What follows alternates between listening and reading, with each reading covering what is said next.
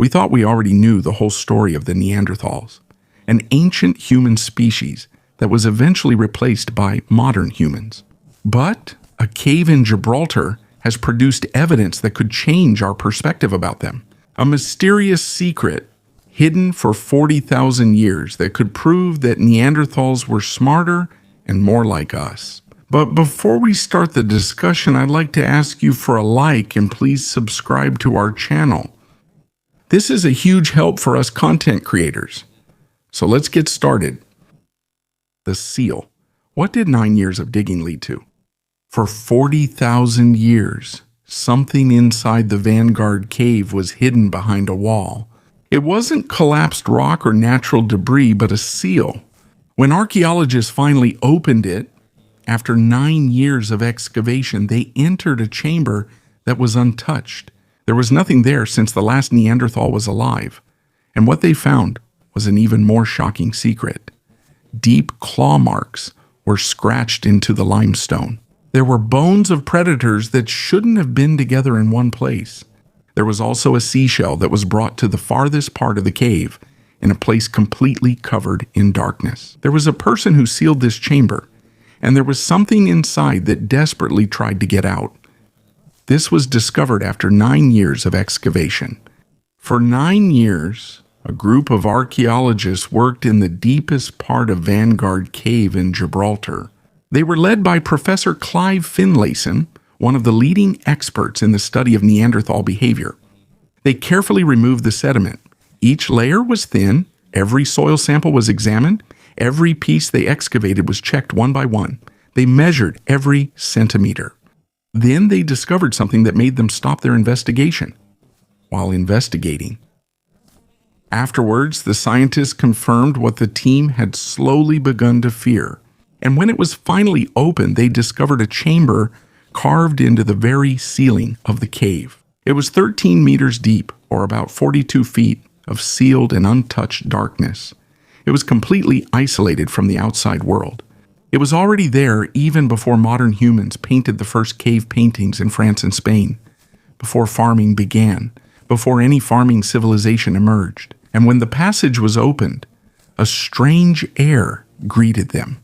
Cold, old, and with a faint smell of organic material that only forms when biological remains have stayed untouched for a very long time. According to archaeologists, entering the chamber was like stepping into a silence so profound it was deafening, with no airflow and no sound. A room that remained completely untouched while the entire world outside it changed beyond recognition. This was not a shelter. There was no survival-related reason for humans to go 13 meters deep into a sealed part of the rock.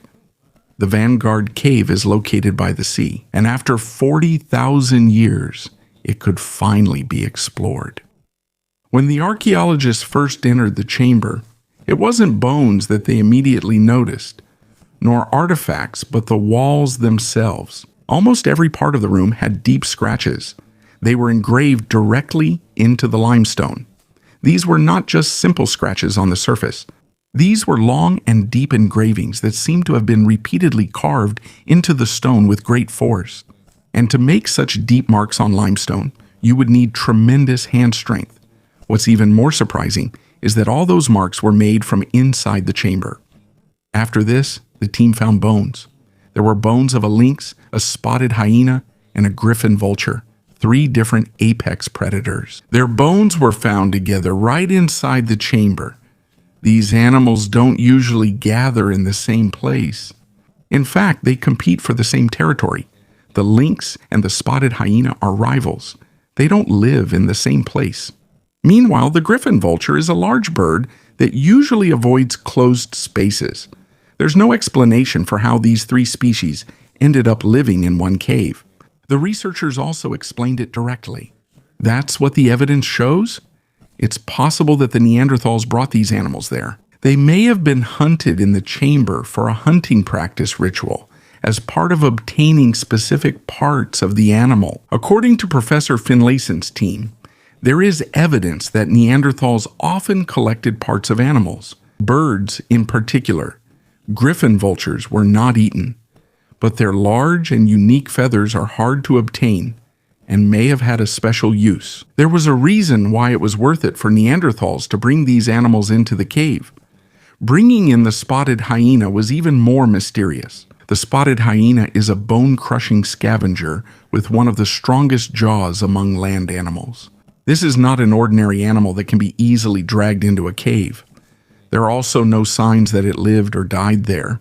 It seems it was deliberately brought there. The question of who scratched the cave walls came up again. Whatever was left inside that chamber kept marking the limestone over and over until the strength of the hand was gone.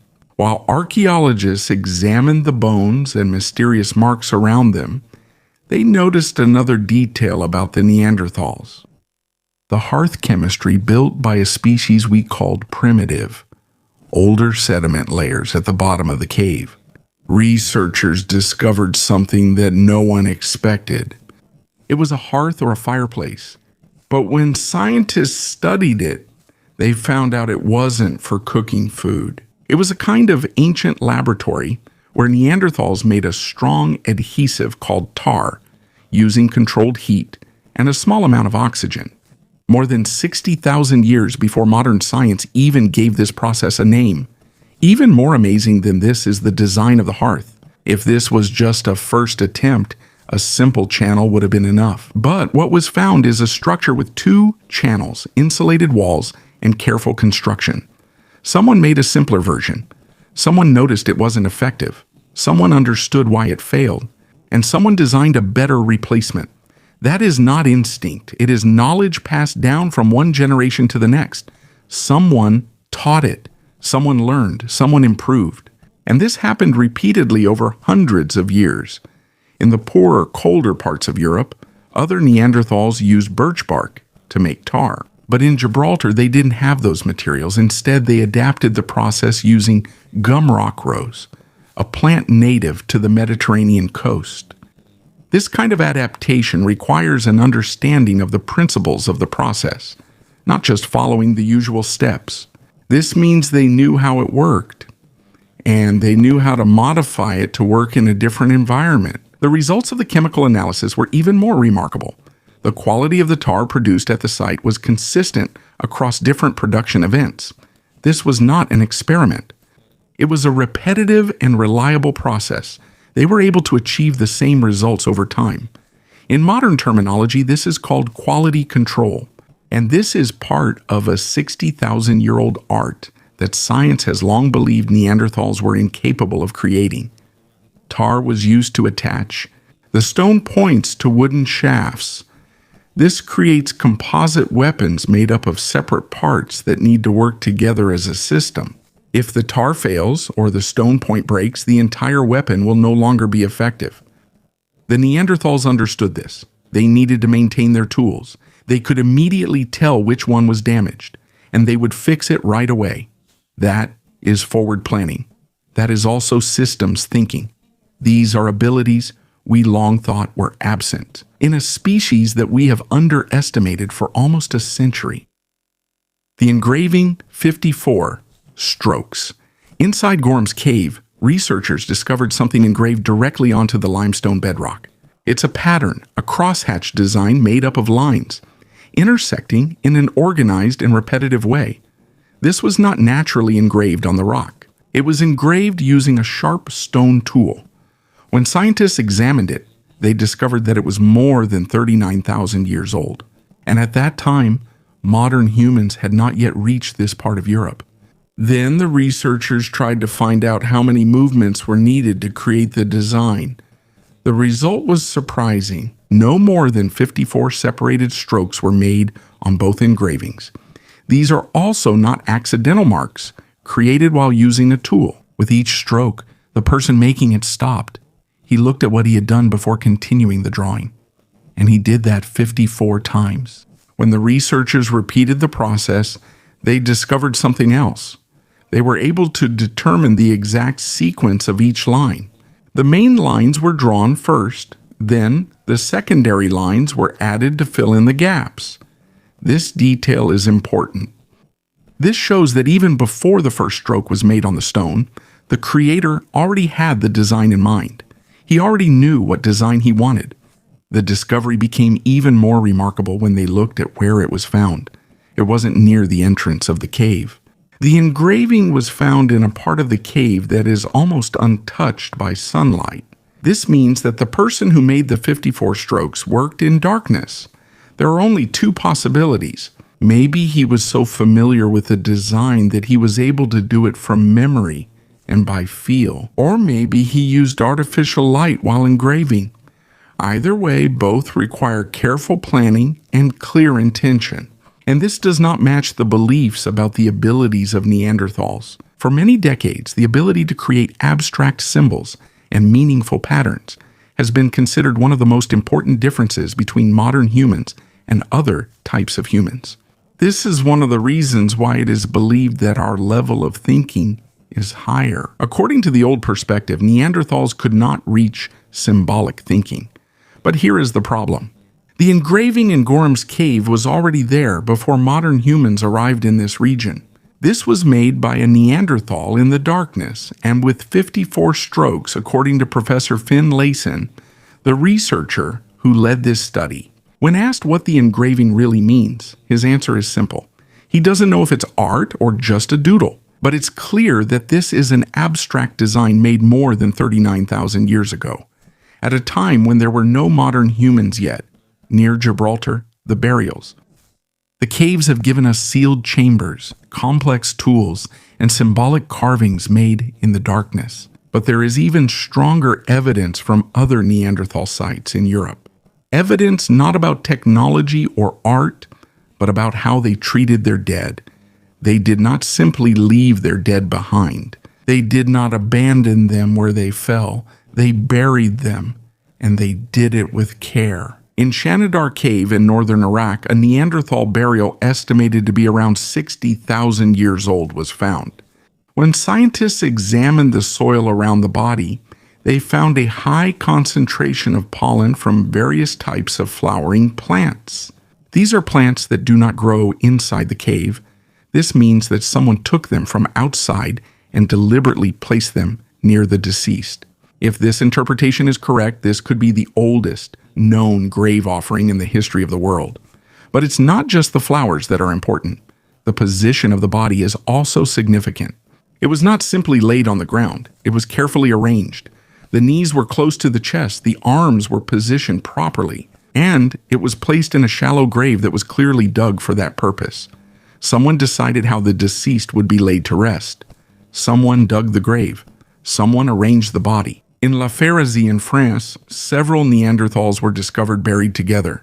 There were adults, there were children, there were separate graves within the same area. It's as if those who buried them tried to keep a family together even after death. In other places, red ochre was also found placed directly on the bones of the deceased. The disappearance. Throughout Europe, a pattern repeatedly appears in the archaeological record. In every region reached by modern humans, traces of Neanderthal presence also gradually disappear. This didn't just happen once or twice. It happened repeatedly in different parts of the continent. Whenever modern humans arrive in a new place, that's also where the evidence of Neanderthal habitation ends. Because this pattern is so consistent, scientists have had a hard time explaining it as mere coincidence. But there's something even more important. Not only did the two types of humans meet, they also interacted. We know this because we still carry their genetic legacy to this day. Most people with ancestry outside of sub-Saharan Africa carry about 1 to 4% Neanderthal DNA. This means that at some point in the past, Neanderthals and modern humans were not just neighbors. They had children together, and their genetics live on through those children. But even so, only one species continued as a separate population. The other one disappeared completely. Some remains of Neanderthals from their final stages have been discovered, showing injuries caused by severe wounds from sharp weapons. Wounds that cannot be explained as the result of attacks by wild animals. Instead, these injuries may have been caused by clashes with other humans. This does not prove that there was a large-scale war between the two species, but it does show that there were instances of violent confrontation. And while that was happening, another crisis was slowly destroying their world. During the time of the Neanderthals in Gibraltar, the plains in front of the caves were still vast. More than 4 kilometers of dry land stretched beyond the current shoreline.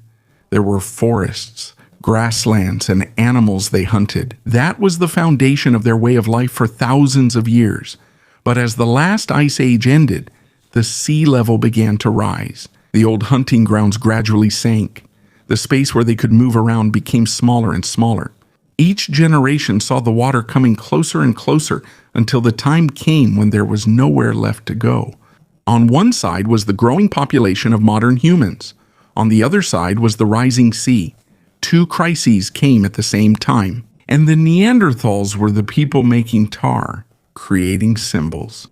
They buried their dead with rituals and brought shells deep into the caves. They were gradually forced to retreat to the last habitable parts of Europe, until none were left. What was truly lost was not just their population, but their culture, their stories, their rituals, their beliefs, their symbols, the knowledge they passed down for hundreds of thousands of years. All of that disappeared in an instant compared to the long history of the world. For 40,000 years, the room in Vanguard Cave remained closed and silent, while the climate changed, while civilizations emerged, while empires were being built and brought down, while humans changed the face of the planet.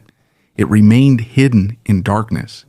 And when it was finally opened, what was found inside was not gold, not treasure, but a message from a world that has long disappeared. A record of people who had no idea that they were the last generation of their kind. And perhaps that is the deepest lesson from Vanguard Cave. The people who sealed that chamber, who brought shells into the depths of the cave, who carved symbols into the stone, and placed flowers beside their dead. They were not simply a lesser version of modern humans. They were a different branch of humanity, with their own knowledge, with their own culture. They had their own way of understanding the world. And as archaeologists dig deeper beneath the cave, it's possible that we will discover even more. Pieces of a story almost completely erased by time, but they continue to reemerge from the darkness.